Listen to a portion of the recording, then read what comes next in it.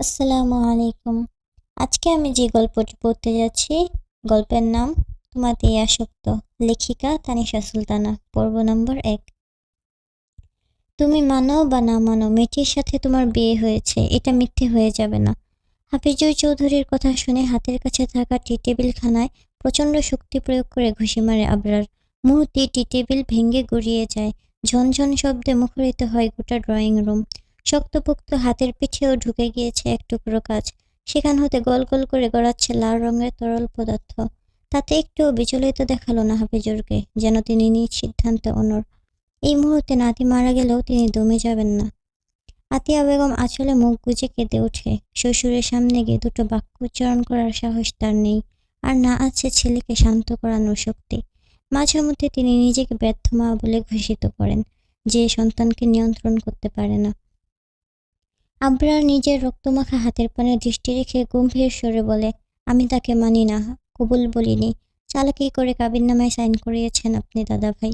নড়ে চড়ে বসে হাফিজুর, যেন সে এই জবাবেরই অপেক্ষায় ছিল। ধবধবে ফর্সা দাড়িতে হাত বুলিয়ে বলে, মানতে বাধ্য তুমি। চালাকি করেছি, তবে চুরি করিনি। পাঞ্জাবির পকেট থেকে একখানা কাগজ বের করে সেটা আবরারের সামনে তুলে ধরে।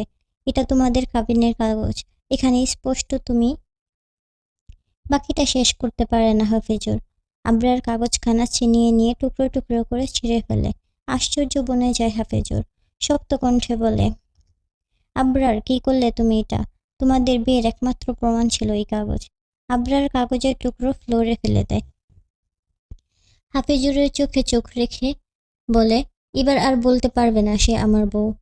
ঝামেলা চুকে গেল। দাঁড়িয়ে পড়ে হাফিজুর। রাগান্বিত স্বরে বলে, মেয়েটিকে আমি আমার কাছেই রাখবো, তোমার বউ পরিচয়ে। ঝামেলা চুকাতে দিব না। মানতেই হবে তোমার, বিয়েটা ছেলে খেলা নয়।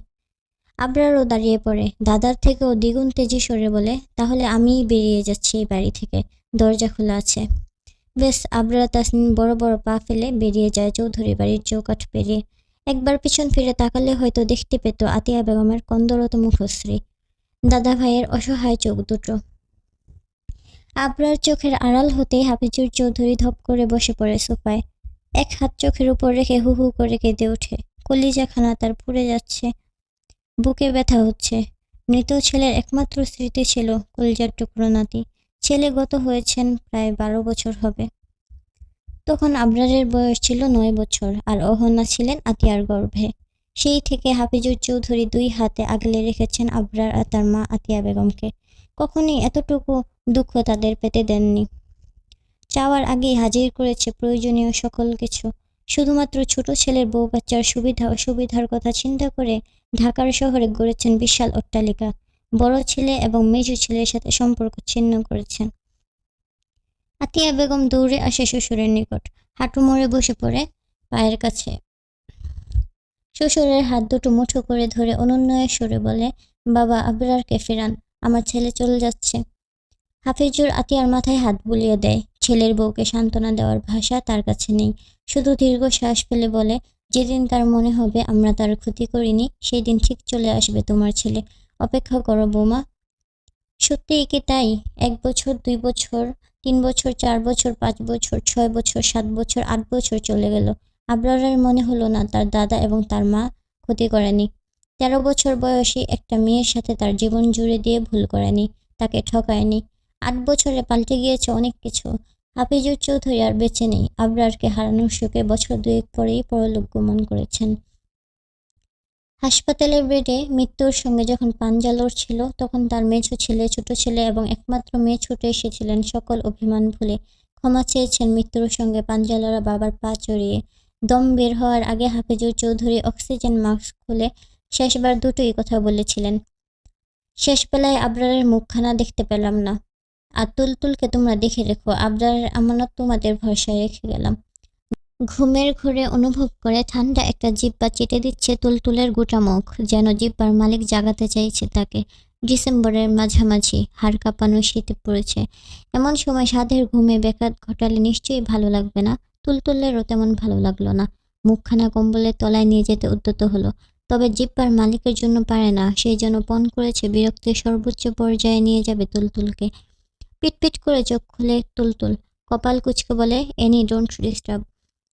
বিড়ালটি মালিকের ঘুম ঘুম কণ্ঠস্বর শুনে থামল, যেন সে বুঝতে পারল তার উপস্থিত টের পেয়েছে মালিক। আর জ্বালাতন করা ঠিক হবে না, তাই ভদ্র বাচ্চার মতো মালিকের গা ঘেঁষে শুয়ে পড়ে, হাত পা নেড়ে ঘুমানোর প্রস্তুতি নেয়। মিউ মিউ আওয়াজ তুলে কিছু একটা বুঝালো যেন। তুলতুল পাশ ফিরিয়ে এনির উপর একটা হাত রাখে, শান্ত হয় এবং মুহূর্তের মধ্যে সেও ঘুমিয়ে পড়ে। কিছু সময়ের ব্যবধানে দুজনেই চিৎকার করে লাফিয়ে ওঠে, কেননা দুজনের মুখেই কেউ ঠান্ডা পানি ঢেলে দিয়েছে। এনি ওইদিক ওদিক ছোটাছুটি করছে, ভীষণ ভয় পেয়েছে যে। তুলতুলেরও ভয়ে বুক কাঁপছে, গভীর ঘুমে ছিল। হঠাৎ পানির ঝাপটা সামলে উঠতে সময় লাগে। যখনই বুঝতে পারে সে এবং তার ছোট এনি ভিজে জবুথবু হয়ে গিয়েছে, তখনই বড় বড় নয়নের সামনে তাকায়। তিথি কোমরে হাত দিয়ে দাঁড়িয়ে আছে, চোখে মুখে রাগের ছাপ স্পষ্ট। তুলতুল চোখ নামিয়ে শুকনো ঢুক গেলে, মুখ সহ জামার কিছু অংশ ভিজে গিয়েছে, কম্বলখানা চুপচুপে ভিজা। অ্যানি ছোটাছুটি থামিয়েছে, ঠান্ডা লাগছে বোধ হয়, তাই তুলতুলের কোলে এসে গুটিসুটি মেরে বসে পড়ে। তুলতুল নিজের কামিজের অংশ দিয়ে মুছিয়ে দিতে থাকে অ্যানির শরীর। এমনিতেই ঠান্ডা সহ্য হয় না তার, না জানি আবার অসুখ বাঁধিয়ে ফেলে। এহেম আধিক্যতা সহ্য না তিথির, তাই মুখ বাঁকিয়ে বলে, মেলোড্রামা শেষ হলে এবার উঠুন মহারানী, অনেক কাজ পড়ে আছে, কাজগুলো শেষ করে উদ্ধার করো নামায়। তুলতুল অ্যানির শরীরে নজর রেখেই বলে, ডাকলেই পারতে, এভাবে ভিজিয়ে কেন দিলে? এবার শুকোবে এই ভিজা কম্বল তোষক।